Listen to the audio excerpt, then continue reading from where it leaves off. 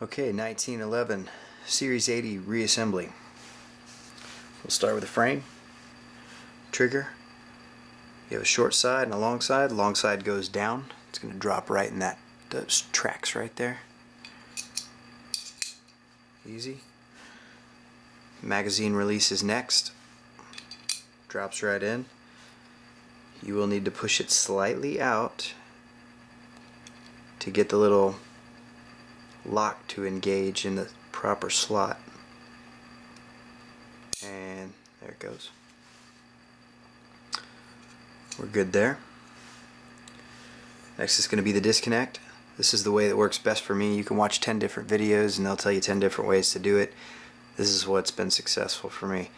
Put a finger over the little disconnect hole in the frame, flip it over, and the part that looks like a hammerhead, the flat side, I want that sitting down right here on top of the trigger bar. So I'm just going to drop the disconnect in the hole, let it go, and that's exactly where I want it to be. Next we're taking the sear, and the sear basically just looks like a scoop. So we want to take this sharp side of the scoop and we're going to point that up, and it's just going to straddle the disconnect. So I'm going to drop it right over the disconnect just like that, and that's exactly how I want it. Pretty simple. Next we get into one of the Series 80s parts, and this is the trigger bar lever. And I'm going to turn this sideways real quick just to show you how this is oriented in the gun. It's going to actually sit just like this. So you're going to have the little short side pointed up, long side pointed down, and then the rounded side will be pointed towards the barrel of the gun. Now here's the easiest way I've found to do this. I like to put a finger in here back behind the sear and disconnect, and that kind of blocks off that little hole. And this is going to go just on this side, just to the right of the sear and disconnect. Kind of hard to see right here, but we'll drop it in. And having my finger back there allows me to kind of manipulate where the hole is and where that part is. So once I think I've got it lined up, I just grab a toothpick, shove it through, and if I have everything in there correctly, I can hit the trigger and I can shake it, and nothing should fall out, and everything is good. And you can see that little part right in there.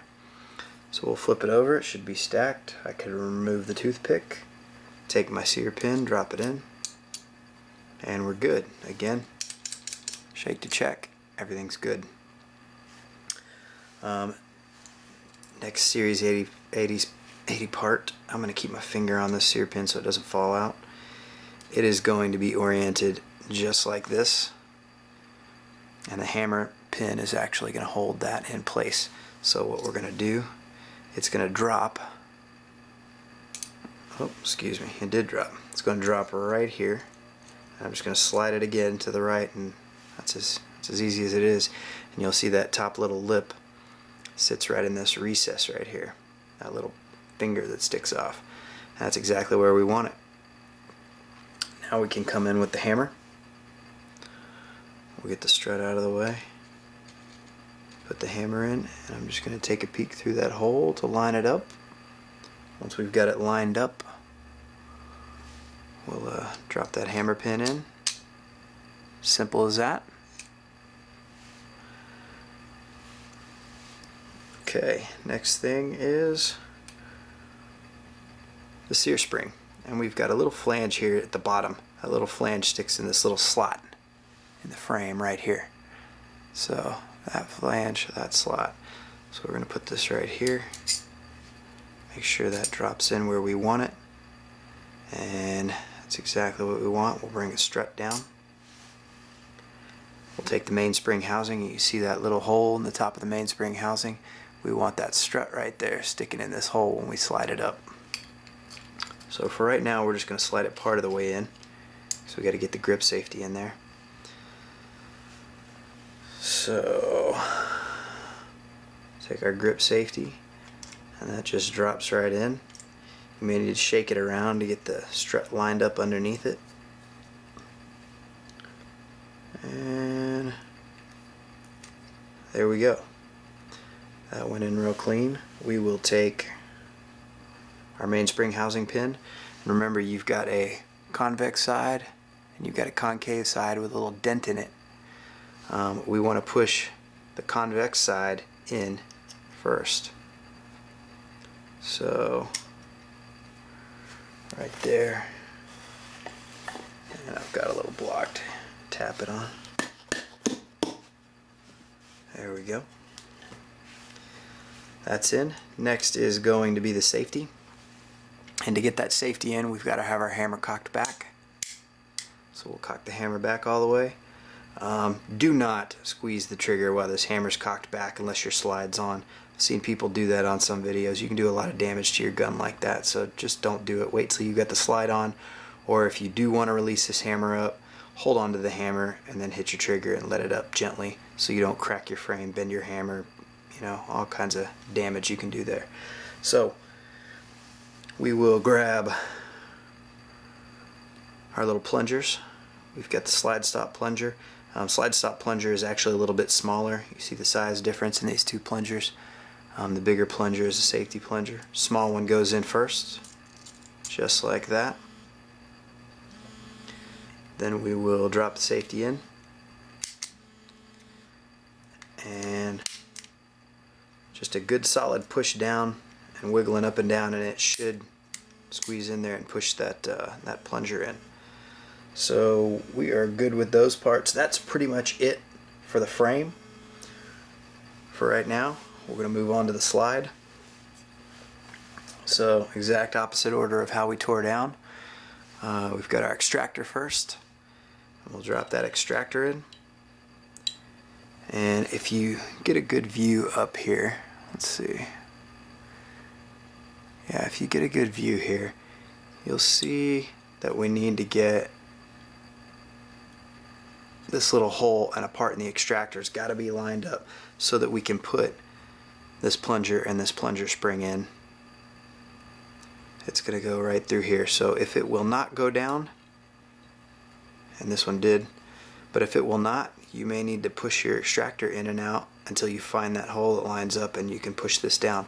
Once you can push your plunger down, go ahead and push the extractor all the way in, and that's going to lock that plunger in. So now the plunger will not fall out. So it is retained. Next thing is going to be firing pin, and remember, this firing pin cannot go in as long as that block is disengaged like that. So we are going to push that plunger in. That'll allow us to drop in the firing pin. I'm going to get my punch and we'll push it down real low just like we did on disassembly, and we'll let go of it. And that firing pin stop is going, or excuse me, the firing pin safety there is going to retain the firing pin for us so that we can take the firing pin stop, slide it up, and then we will release it by pushing on that plunger. That's it for the slide. At this point it is pretty much reassembly just like you would do from a basic field strip. So we'll go barrel in.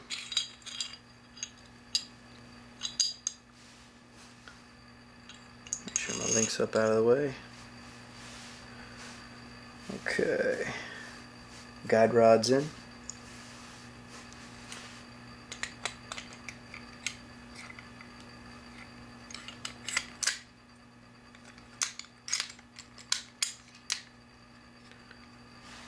Line up the disco notch.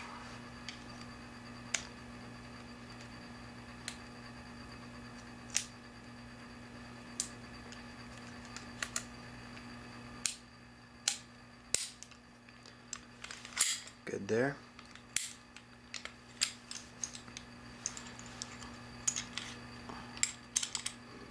Bushing goes in. Crank it back to the side. Flat side of the spring in first. Spring plug. And